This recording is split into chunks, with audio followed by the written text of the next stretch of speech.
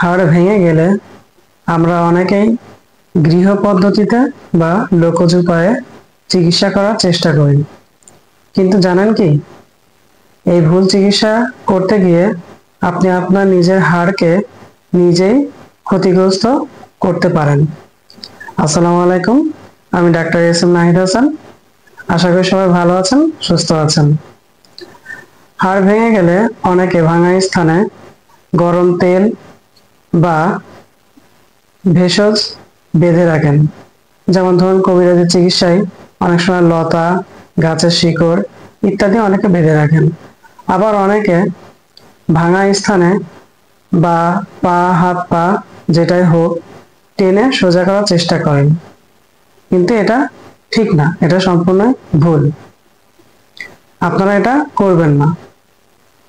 এইটা করতে গেলে অনেক সময় দেখা যায় যে যে ভাঙা স্থান আছে সেখান থেকে সরে যায় আরো খারাপের দিকে চলে যেতে পারে।